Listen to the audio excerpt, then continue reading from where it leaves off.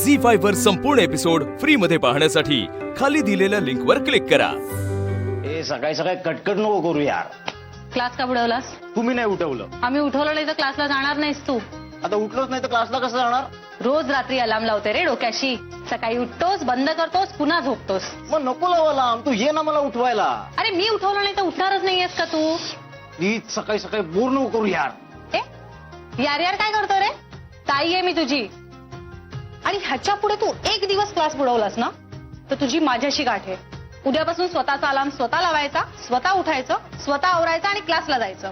Mobile दे जरा तू। स्वतःचा स्वतः घ्यायचा। दे ना प्लीज। आणखी थोडासा हात लांब केलास ना तर स्वतःचा स्वतः घेऊ शकशील। तुझे फाजील हट्ट मी पुरवणार नाहीये पिंट्या। स्वतःची कामं स्वतः नकोत करायला? आता ब्रश करतो ना माझा मी। वा ब्रश, अरे तोही तुझ्यासाठी दुसऱ्यांनी करावं ही अपेक्षा आहे का? चालेल, आवडेल मला। कोणी आहे का इंटरेस्टेड? जाऊ दे ग, वेळ आली की करेल तो। आई ती वेळ कधी येणार आहे? त्याचे असेच लाड करत राहिलो ना तर परावलंबी होईल तो। आपण नसताना कोण करेल ग त्याचं? वेळ पडली ना की शिकेल आपोआप। तेच म्हणते, ती वेळ कधी येणार आहे? त्याला चांगल्या सवयी लावायच्याच नाहीयेत का? राहू दे बाई, तुला खूप त्रास होत असेल ना तर करेन मी मग। आई अगं मला त्रास होतोय असं नाहीये, त्याची प्रत्येक गोष्ट करायला मला आनंदच होणार आहे। पण हे करताना आपण त्याचं नुकसान करतोय हे लक्षात येत नाहीये ग आपल्या। बरं मला सांग, 2-4 दिवसातनं एकदा स्वतःची बेडशीट स्वतः बदलायला खूप कष्ट लागतात।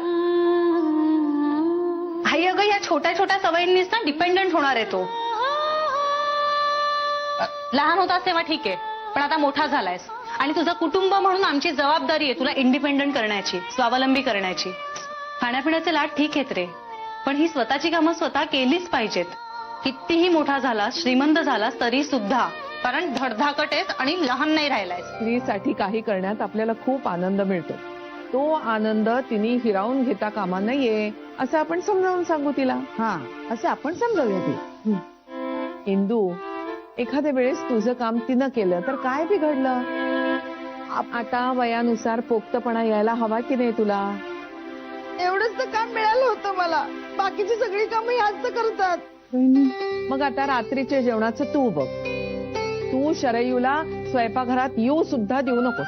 हा चालेल वहिनी, चालेल काय? रात्रीच्या सगळ्या स्वयंपाकाची तयारी मी ऑलरेडी केली आहे। आता तुम्हाला कसं कळेल काय करायचं ते?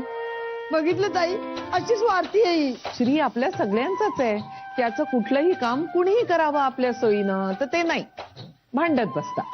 आई तुम्ही किती छान समजावून सांगता सगळं। काय झालं बाबा? जानो, तुझा बाप काही असा कर्तबगार माणूस नाही की ज्याने तुला चार शहाणपणाच्या गोष्टी सांगाव्या।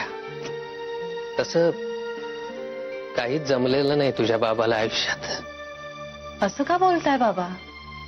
जे करायचं होतं ते सगळं केलंय तुम्ही। काय उपयोग झाला? म्हणजे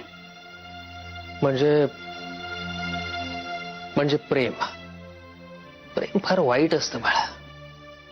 काय बोलताय तुम्ही? तेच तुला सांगायचा प्रयत्न करतोय। म्हणजे बघ, तुम्ही एखाद्या माणसावर प्रेम करताना तेव्हा त्या माणसासाठी काहीही करायला तुम्ही तयार होता। त्या माणसावर जीव तोडून प्रेम करता, त्याग करता, स्वतःच्या मनाला मुरड घालता। नाही कळत आहे बाबा तुम्ही काय बोलताय। तेच तुला समजवायचा प्रयत्न करतोय मी। हे बघ जानू, तुझ्या आनंदाशिवाय मला माझ्या आयुष्याकडून आता काही नकोय बाळा। ते मला माहित नाही असं वाटतंय का? ते माहितीये तुला, पण त्यासाठी मी काय चुका केल्या आणि त्यामुळे आयुष्यभर किती पश्चाताप करावा लागला मला त्याची कल्पना नाहीये तुला। कसली चूक बाबा? तुझी आई गेली ना जानू, तेव्हा मला केवळ तुझी काळजी वाटत होती। तू म्हणजे सगळं जग झालं होतं माझं, म्हणून घाईघाईने दुसरं लग्न केलं मी। पण त्या लग्नामुळे तुला जे काही द्यायचं होतं ना ते नाहीच देता आलं मला। या लग्नाकडून मला काही सुख नको होतं, या लग्नाकडून मला काही सुख लाभेल अशी अपेक्षाच बाळगली नव्हती मी। पण तुला आई मिळावी एवढीच इच्छा होती, नाही पुरी झाली। बाबा असं का बोलताय? आई चांगली आई चांगली आहे की वाईट आहे हा मुद्दाच नाहीये। मला ती मिळणारच नव्हती तर मग भेटायला तरी कशाला हवी होती? इतकं कठोरपणे माझ्याशी आजवर कोणीही वागलेलं नाहीये. एका क्षणात तोडून टाकलं. भेटू नकोस असं म्हणाली. नाही भेटणार. मी न भेटण्यात तुझा आनंद असेल तर आयुष्यभर आनंदात राहा. मी कधीच तुझ्या दृष्टीसही पडणार नाही याची खबरदारी घेईन मी. तुम्ही ज्याच्यावर प्रेम करता तो माणूस तुम्हाला एका क्षणात दूर लोटतो, कायमचा.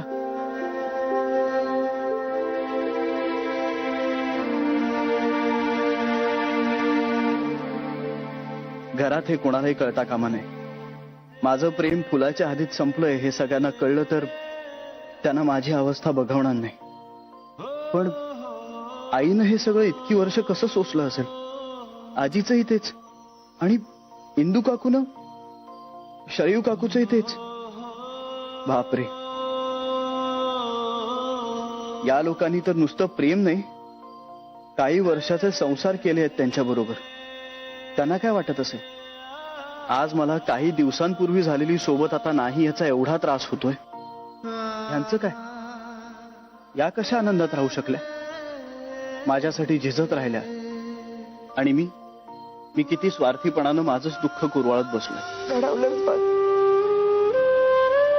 तुझे आजोबा गेल्यानंतर रडले तेवढीच. नंतर आयुष्यात डोळ्यातून पाणी काढायचं नाही म्हणून ठरवून जगलं. अय्याजी, तुम्ही सगळ्या जणी किती स्ट्रॉंग आहात अगं.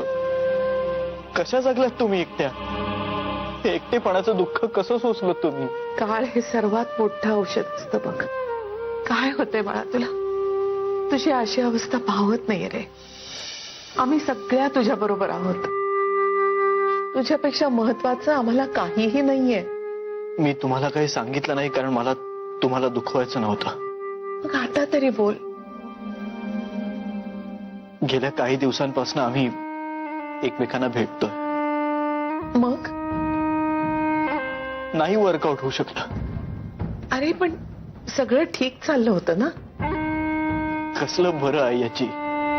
ती माझी नव्हतीच कधी. मी प्रेमात पडलो होतो तिच्या. पण आता काहीच होणार नाहीये. असं कसं? चांगली मुलगी आहे ती. ती चांगली मुलगी आहे म्हणून तर मला आवडली ना. पण आयुष्यात आपल्याला जे काही हवंय ते मिळतच असं नाही, हे शिकलोय मी आता. असं नको बोलूस. श्री, अरे सांगायचं नाहीस का आम्हाला? आई अगं काय सांगायला हवं होतं? सांगण्यासारखं नव्हतंच काही. असं कसं केलं तिने? तिला अक्कल आहे की नाही? बेबी हत्या अगं तिनं काहीच केलेलं नाहीये. माझीच चूक आहे. नाही श्री, तुझं काहीच चुकणार नाही. तू मुळे तसा मुलगाच नाहीस. तिचंच काहीतरी चुकलं असणार. हो हो, तिचंच चुकलं असणार. उगाच माझ्या लेकराला आशेला लावून डोळ्यात पाणी काढलं मेलीने. कुठे फेडेल हे पाप? आमच्या श्रीशी असं वागली ना तर देव सुद्धा माफ नाही करणार तिला. मावशी अगं यात तिचा काहीच दोष नाहीये. नाही कसा? तिचाच दोष आहे, हो की नाही? बरोबर आहे. आपण तुझ्यासाठी दुसरी चांगली मुलगी बघूया. हा हा. नाही, आता लग्नाचा विषयच नको.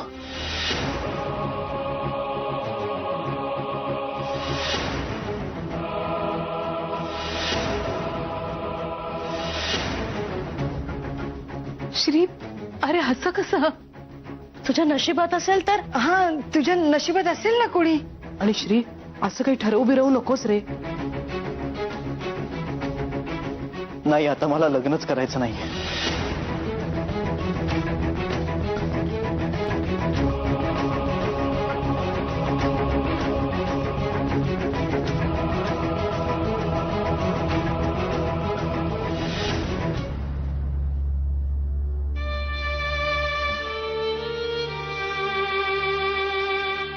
माझी एक महत्वाची मीटिंग आहे, मी निघतो.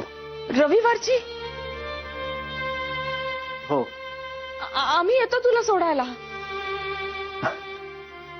नाही, नको. तुम्ही काळजी करू नका, मी जाईन. श्री,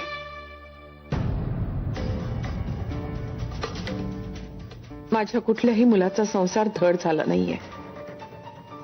आणि नातवाचा तर संसार सुरू होण्याआधीच संपवलास विघ्नेश्वरा.